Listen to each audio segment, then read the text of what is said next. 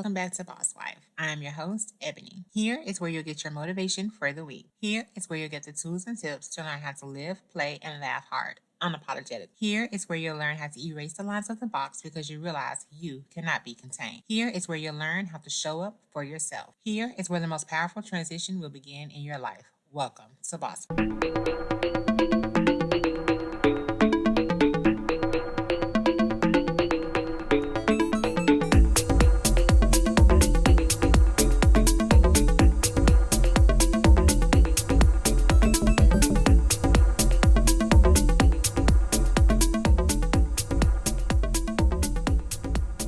Hey guys, and welcome back to Boss Wife. Super excited about tonight. So our guest for tonight is Mr. Glenn Sandifer. He is so funny, really amazing, really interesting guy. Super excited to have him on the show. This podcast was definitely a lot of fun to do, and I can definitely say that I've never interviewed someone with his background before, and I really enjoyed it. So I learned a lot. I definitely grew, and had some different views, and learned a lot about how the men perspective is for entrepreneurial women and professional and successful women. So tonight we're definitely talking about how to be successful in having a relationship, how to be successful and continue a successful relationship. And Mrs. Sandifer has written a book that we're definitely going to talk a lot about tonight. And I hope you guys enjoy this podcast. Like I said, it was something different that we are bringing to the community. So I hope you guys learned a lot and enjoy it, because I definitely did. So the title of our podcast tonight is 6 Different Men. And tonight you will hear Glenn Sandifer break down his view and version of the 6 different men that women encounter throughout their dating history. So I know that, kind of in my text, I said that sometimes women kind of overshoot or undershoot. And what I mean by that is sometimes we can set boundaries for ourselves and set standards so high when we're in the dating world that we create this imaginary guy that doesn't exist, right? Or sometimes we can lower our standards so low that we allow the wrong type of guy to qualify for something that they don't even deserve. So on tonight, that is definitely what we're going to discuss and talk about, and dive a little bit deeper into the middle ground, which is the book written by Glenn Sandifer. So tonight, I'm going to go ahead and give you guys a little bit background about my guest. Glenn has 20 years of experience in regional and national field sales and marketing roles. He has worked on product launches within quick service, consumer electronics, home theater, mobile telecommunication industries. The services he provides is business development, digital marketing, and sales program development, long-term strategy. Mr. Glenn has a background in so many different things. Like I said, he's someone that he has a background in things that I haven't really interviewed on my show before. So I'm excited to bring something different, something new to the podcast, to my community. And this is definitely not going to be like a male bashing or a relationship bashing podcast. We do not do that on. Everything is about growth. Everything is about experience. Everything is about thinking outside of the box and loving you and living a better life. So on tonight, we're definitely going to talk about different ways to attack this new realm of having it all, right, women? We know that is a myth, but there are definitely strategies that we can take to go towards that goal and strive for something that someone or some people think it is impossible to have. So without further ado, I'm super excited to bring Mr. Glenn onto the show. So you ready? Make sure the kids are in the bed, make sure the husband is down, or even allow him to join in with us on tonight. But make sure you have no distractions, because tonight I want you guys to tune in, listen up, and take notes, because like I said, this is definitely a different perspective, a different view, and it's always great to have someone else's view and not be so like-minded all the time. Like we don't want to get in the realm of always, geared towards something that we listen to or we think of like the same. We don't want to be put in a box. That is the theme of the show. Think outside of the box, do something different, expand your horizon. So Mr. Glenn is here to bring something different to the show. Ready? Let's get started. Leave meeting. Leave. Hey Glenn. Hey Glenn, how are you? All right, Ebony, how are you? I'm doing great. How's your day been today? My day's been productive. Good. That's awesome. But trying to make it through. Okay. So have you failed at anything today? Have I failed? Mm-hmm. I didn't put gas in my wife's car. And she said, "Oh man, that's a big one." Whole picture of it, almost on E. Now it's not a big one. But the standard that I set is that it gets filled up. We didn't fill it up yesterday. Whole long story, but whatever. Okay. So did she have to leave the house? Yeah. Oh man, so she had to put gas in her own car? No, she'll be on E. She'll leave the light on. She knows. Right. As soon as Okay. I get home, I will go take that car and fill it up with gasoline. Gotcha. And Gotcha. wash it, because I know she hasn't washed it, even though I paid for the little thing to go through. That's a big one. You're right. That's a really big one. I like to that's kind of my icebreaker to see, because we as people, as professionals, we kind of tend to overthink a lot of things, and we try to go and get everything exactly right and hit each nail. And so that's my icebreaker to see, in this business, in this life, like, have you failed at anything today, and how open people really are about that question. So, I definitely failed today. I failed at my nutrition. Like, I didn't eat the way I was supposed to eat today. So that's kind of my hiccup for today. So that means that I'm dragging, I'm lagging, my body doesn't feel the way it should. And so that plays a big part in everything that we do throughout the day, right? I had Popeyes today, so I really failed, according to your standard. It was good. It was good. At least you ate. They gave me three. People cheat. They don't give you but one dipping sauce. I got three. Right. Oh my! Did you use all three of them? I can't confirm or deny the amount. Okay. Punch and everything. I was in. I'm gonna pay for it. I know I'm gonna pay for it. Right. You'll definitely be crashing later on. All right, Glenn. So let's get into it. So give us a little bit of your intro. Tell me what you do, or tell my audience what you do and why you do what you do. Why I do what I do? Why you do what you do? I think the better question is, so I am an executive within the security industry.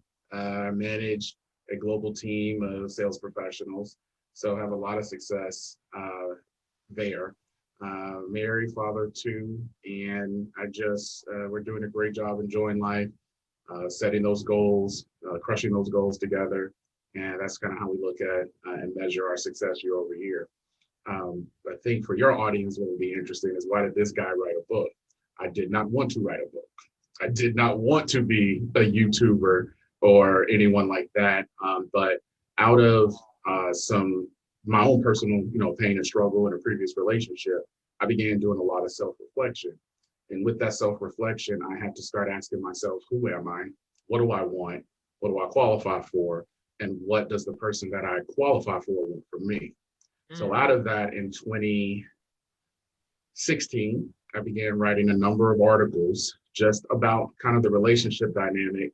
And I kind of juxtaposed that with electronics and, and security, where I was from. Those articles were on Facebook, and a couple of, I had a website at the time, not much traction. My friends were gracious and they read them or pretended to read them. But what I did is start curating those articles, and it became the first iteration of the book, The Middle Ground. Then I met my wife, and I realized pretty quickly that for my wife, it's going to take a different skill set in order to identify and meet her needs. So as we were dating, and she would say this, but I told her after 90 days, you and I go together, old school. So you need to cut off all the other little lunch buddies and drink friends, because you and I are together, you got 2 weeks.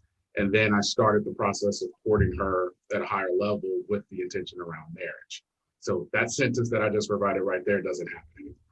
It is very rare for that to be the case. So as I courted her and we got engaged, then we married, and then we went through the first couple of years of our marriage, kind of the dynamic of the book changed, because we changed, I changed. And so what I found is that through that experience, in a combination of being an executive and leading teams for the last 15 years, there were a lot of similarities that I was seeing that was regardless of race, income, background, education, where people who were successful were having challenges navigating the dating market and getting the relationship outcomes that they wanted. So thus, I took that experience over a 15-year period, took my own personal experiences from a failure and now a successful courtship in a marriage, and I decided, let's rework the book and let's create it as the middle ground. So it's now about discovering the new rules for dating. The book is a 3-part book. So part 1 identifies what I spoke about earlier. How did we get here? How did we get here as a society from where dating has become hard? Picking a partner has become hard. We have more people willing to sign up for shows such as Love Island, Love on Demand, Married at First Sight. I may have made one of these up. I don't know. But all of these shows are on and people are looking for love. They're looking for the outcome that was promised decades ago. So the first talks about how do we get here? The second thing it talks about is who are you as a man and as a woman? What type of man, what type of woman are you? And then going from what type of man and what type of woman you are, what do you qualify for? And then what you qualify for, what does the person you qualify for want? The feedback from the book has been what I expected. It has been triggering.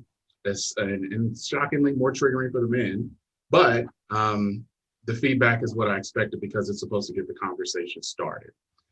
So that's what I am, what I did, why I did it. Okay. All right. So let's back it up just a little bit. So let's dive in a little bit deeper. You said that when you wrote the book, right? So were you married before you wrote the book? I was married when I started writing the first book. Okay. Okay. So the first iteration. I was married when I started writing the first iteration of the book. Okay. All right. So now what does your wife do? Do you mind me asking? Yeah, she's a boss. She's an attorney. She's an attorney. Okay. So for her being an attorney, and then what were you doing as far as like profession-wise when you were dating? When we met, I was a consultant. So okay. I was actually, this is transparent, it's knowledge, it's on LinkedIn. I was laid off from a consumer electronics company. It was my first time being laid off. So I was really figuring things out. I started a company, my second company, which was a failure, that's fine. And then I began consulting in the project management space, so you can edit that. And in that project management space, I was creating CRM migrations, doing SEO, managing transitions of servers, and even managing transitions within the warehouse and the manufacturing space. So it was pretty lucrative. I had a number of clients, and it did pretty well. Okay, so I'm asking because I'm trying to figure out. She's a boss, you're busy, you're doing things. You had a lot of things going. Because when you're figuring out things, it means that your mind is constantly going, your mind is constantly trying to figure out the next step after that step, and then the step after that step. So like when you guys were dating, headed towards this wonderful relationship, how did she handle balancing you? How did she handle balancing me? Yes. The other way around. And I talk about that in the book. I had to handle her. And really, I think what I brought to her was a sense of balance. So she was work. She was, right. She was a partner. She was on the partner track. Right. She became a partner within a year and a half of us dating. So it was getting her focus and understanding it's going to take a sacrifice now for you to get to what you want. The good news is the relationship piece is settled. We're getting married. So right. We were engaged. So we were engaged when she became a partner. Okay. So, and that's what I meant by how did she handle you? Because you not being a lawyer, you not understanding the whole aspect of her being an attorney and, what comes along with that. She had to deal with someone who, was still wanting that time, needing that time, someone who, didn't really just fully understand what she couldn't give, right? So she had to kind of adjust. What couldn't she give? The availability. So what? She was I'm just asking. I think we're available and we make time for what's important to us. She made time for me. We do. But for her to become a partner, I'm pretty sure she was pretty limited on. Well, I came in and I think timing is key. This is part two. So the timing is key. So there was a season where she was not dating because she was 100% focused on her career and bringing in new clients and winning cases and going to trial. So she didn't have the bandwidth to nurture a relationship. I kind of came in on the tail end, thank God. And I was able to win ultimately because she was able to pivot and start making time for us. Okay. So yeah, so that was my question. That's what I was wondering. Does your audience, they have a hard time Making time for one another, making time for their spouse. Well, that's definitely a key. That's definitely a key that we have discussed before, Oh because my God, we need a even panel. being married, but even being married, like I'm married, I have a husband he owns his own business. Mm-hmm. I own my own couple of businesses, and then I still work full time. We have 4 children who are 13, 14, 15, and 16. So yeah, it's definitely a struggle. Wait, what? Hold on. Don't write it down. 13, 14, 15, 15 and and 16. 16. Yes, sir. You're gonna have graduation, Graduation, college, graduation. grad school, wedding. Yep. Why y'all do that? Who knows? It wasn't.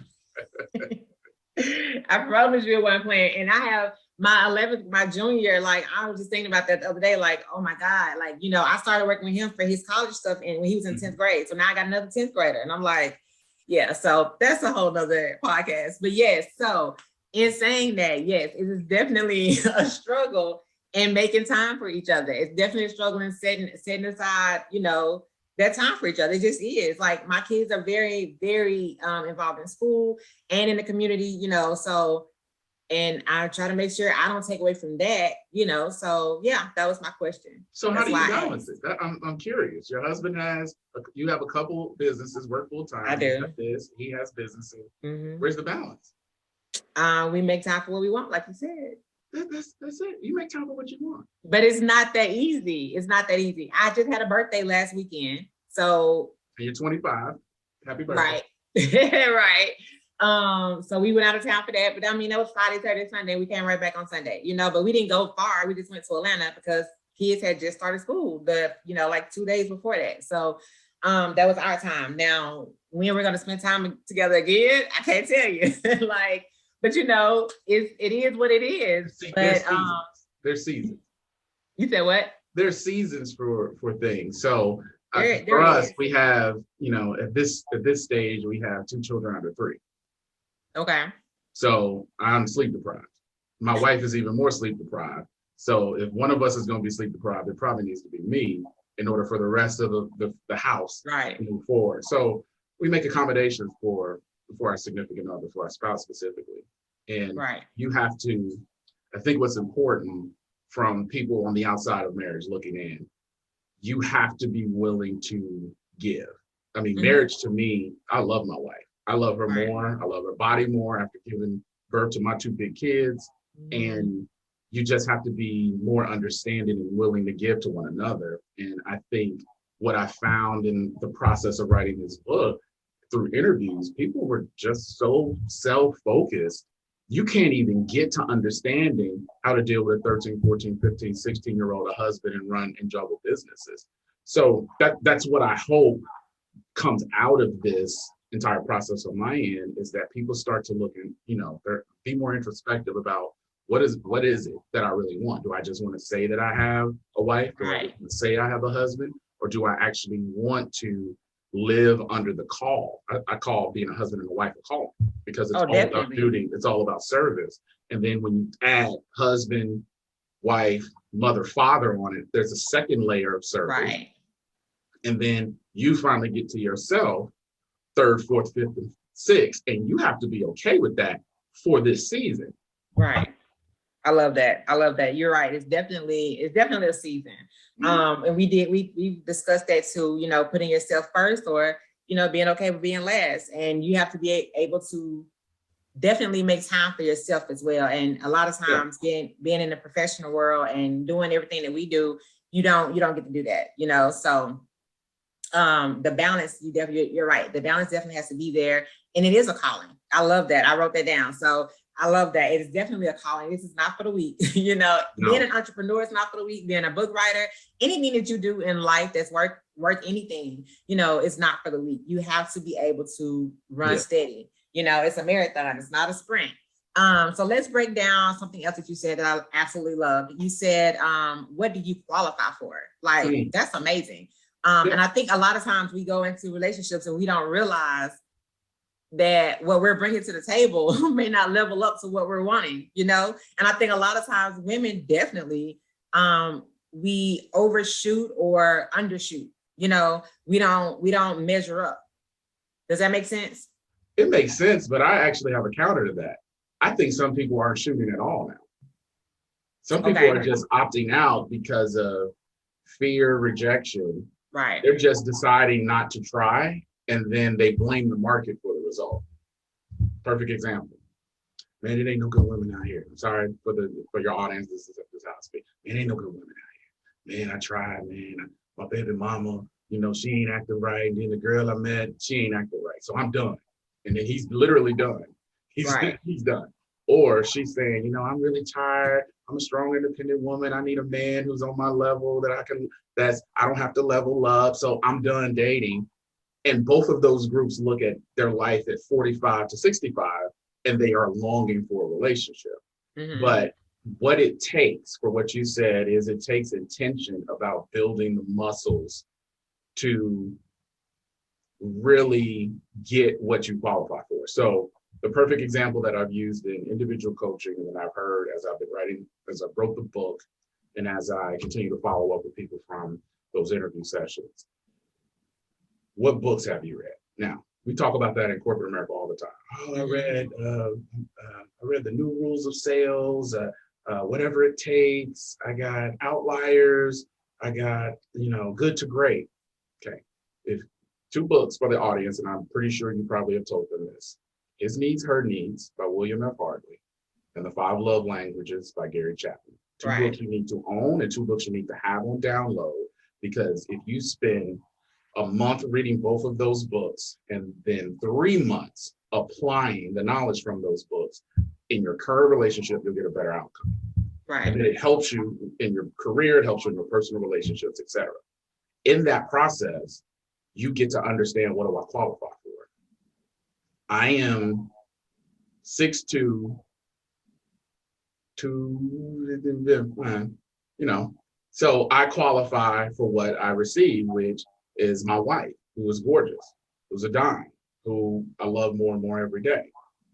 If I don't qualify for Rihanna, now Rihanna don't look better than my wife, but I don't get a multimillionaire star, billionaire, she's a billionaire star. I don't qualify for that. I don't understand her life. I don't understand her world. So I don't even have any business going after that. I qualify for a boss attorney who kicks butt each and every day, who's a mother, who's has a spirit of tradition with a modern twist, and who loves the life that we've created for one another. So that's what I qualify for. Too many, you said that women specifically sometimes overshoot. And I would agree with that, but I also say men overshoot. And part of the reason, social media. They think everything's available. They think that on any app they can swipe a certain way and get whatever. There's this mentality that there's something better that will come along. When what I talk about in the book, 60 years ago, you married the person that was in your neighborhood, in your age group. Or if you didn't do that, you did age gap dating, and women got with someone a little bit older and more established in order to kind of protect the family legacy and provide children down the line. But now we don't even consider that. That's archaic. We now say, I deserve, I want, I'm going to get, I will, and we have no idea what that takes, the work that it takes to get to that outcome. Right. That's absolutely true. So give us your favorite part of the book. Chapter 2 in part 1 is boys to high value men. So in the research to this book, I'm fully aware of the blue pill and the red pill. And part of my hesitation was with this book, I do not want to get caught up in y'all drama with that, because those people, in my opinion, they don't like each other. The men and they don't even like each other. They don't want to get to anything related to the middle ground. But in that book, I try to lay out 6 type of men that your audience of women have already met. The first would be a boy. We already know what a boy is. Boys play with toys. Boys whine. They're emotionally immature. Boys want to be bigger and stronger and older, but they're not. Then there's the F boy. That's the favorite. The F boy is the one that is charismatic, good looking, has a great personality, fun to be around, seems to always have discretionary income. He's great for intimacy without really giving the intimacy, but he's the master of gaslighting. He's the master of disguise and deception. And this is the one that leaves the most broken hearts. Then you have males. Well, really, you have guys. Then you have guys. So guys, you all know, you work with them, went to school with them, nothing really spectacular about them. These guys don't really give you the chemistry feels you're looking for. So those guys are just kind of there. They're always in the back end, but they are never really succeeding with relationship outcomes. Then you have the males. The males are not F boys and not boys, but they're kind of a more mature amalgamation of it, where they're emotional. They tend to lead with their emotions and run their logic emotionally. And as a man, that puts you in hot water. And these males are typically more deferential to the women in their lives, which is great initially. But I believe, and you guys can hate me or love me, that most women in a relationship want to have a leader. They want their man to lead. They want to help, or they want a partner. Males don't offer that. Males are going to offer you deference, and males are going to offer you frustration. Right. Then we have men. Men are broken down into pretty much two other categories, but you have modern men and you have traditional men. And then after that, you have the high value man. And the high value man is less than 10% of any marketplace in which you find yourself. And the high value men are the most needy and the most demanding and want the most tradition out of their woman. They're not looking for a partnership. They're not looking for 50-50. They're looking for, you get on my program and you'll reap the benefits of it. And high value men are typically much older, and they don't come from certain industries. They don't come from athletics and entertainment. They don't come from pastoral care, pastoring and preaching. They don't come from politics. All four of those groups that I talked about all have a fame component to it and a publicity component to it. And a lot of those men we took out of kind of the study for it, because their access to women in the marketplace is much different. Gotcha. So why is that your favorite part of the book? Because I have a heart educating men. I've been mentoring for roughly 20 years. And what I've come across is that a lot of boys don't know their boys. A lot of F boys know they're F boys, but really want to claim to be something else. So I just wanted to kind of identify that to the men, but then more specifically to the women, so you can take a look at, what have I been dealing with? Right. I've been dealing with a lot of F boys who have been gaslighting me. They don't return my call. Why am I making myself available to them? Why am I passing up this guy that I work with? Oh, he's a guy. I may want a modern man. I may really want a traditional man. But if I want a modern man wants certain things. A traditional man wants other things. So I have to realize what I qualify for, so I can give that man what I want to get the relationship outcome that I'm looking for. Gotcha. Okay. So what particular woman or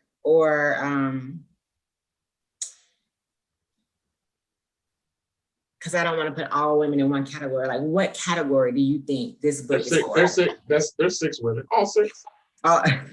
The the numbers show it, because I get every number. I get all the demographic profile, every group. Gotcha. Every type of woman has read this, purchased this book, read this book, and commented on this book. Gotcha. Okay. Married and single. It's more single. More single. Okay. Divorce. I don't know. I kind of, this is more for your audience and kind of your space. I'm assuming we're roughly the same age. So I remember a time when in the church, we'll talk about the church. Okay. Married couples were over here mentoring the single people. Right. Somewhere along the way, the single people broke off and had their own ministries. And then that fed into our community. And that is now what we have in the marketplace. I have the privilege of having two grandparents that were married over 50 years. My parents have been married over 40. So what I have observed in that scenario are the things that I talk about in this book, and the things that used to be discussed and the things that used to be shared. I believe that as a marriage, and as a marriage covenant, we have the responsibility to help coach and guide those that are single that are looking to be married. Because when you do surveys anywhere and you ask men, half of them want to be married. And when you ask women, 70% of them want to be married. But none of them are married. So none of them know what goes on. Married couples, we have to be willing to share something in order to let them know what they're going to be walking into. Right. Gotcha. Okay. All right. I love that. So at the end of the day, we've read the book. What's the next step? Next step will be part 2. So after we know what we qualify for, after we know what we're willing to give, we kind of go through the steps that we need to, that are outlaid, that we need to execute in order to be made whole from a relationship standpoint. As far as for me, the next step is the second book. It'll be out within a couple of months or so after we take a look at the response for this book. And then there'll be a part 3. In the interim, I'm continuing to be on, formats such as this. I've been blessed to be invited to a number of speaking engagements. And if those speaking engagements, people don't want to hear about sales. They don't want to know how I built a global team. They want to know, all right, we won't talk about this. Right. So I'm just making that happen. On my website, I do have, through the encouragement of my wife, Lord, I have a number of coaching calls and slots available. I'll be taking on some clients. I do long-term coaching, and that's looked at as 6 months to a year for professionals looking to have a change in their relationship or dating outcomes. So that's kind of what's next for me. Okay. So any last words that you have for my audience who are professionals in the dating world or trying to get in the dating world? Trying to get into the dating world? Right. What is that? How do you try? Because a lot of women are struggling with the dating world. Who are you trying to date? Who are you trying to date? I don't know, because I'm not trying to date. I'm just asking them. I'm looking at the camera. Who are you trying to date? What do you mean? I live in one of the fastest growing cities in the country. Yeah, there are people walking up and down the street all day. Go down the street, pick one you like to look at, and go talk to them. We'll make a deal. Let's make it happen. No, seriously. So for your audience, you're out here, you're professional women. First, keep doing what you're doing. You don't have to sacrifice your profession to get the relationship outcome you want. You have to adjust what you're willing to give and who you're going to give it to. Love it. Okay. And not be taken advantage of. How do they protect themselves from people? Right. Y'all, at this stage, you're a professional woman. You got 2-3 degrees. You know an F-boy when you see it. You can smell it. Right. Feel it. What's the one thing that I've heard? He's saying all the right stuff.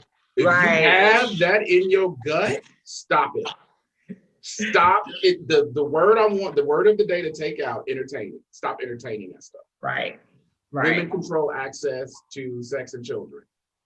Men are going to behave based on what you require for them to do. The F-boys have run amok and have the game messed up for the guys, the males, and the men. That's really what I believe is going on.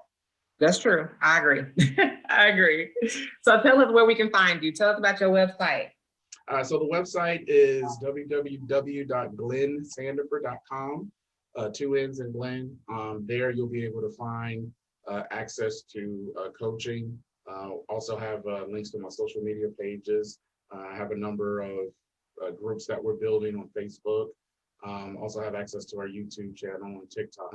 On the website, you can also access the book, The Middle Ground. It's available on Amazon for Kindle Unlimited, Kindle download, and paperback. Shortly, it will be voice. All right. Well, awesome. Glenn, thank you so much. This interview was amazing. I enjoyed it, so I know my community enjoyed it as well. I will definitely link websites and where to find you, how my community can get in touch with you, how they can get your book.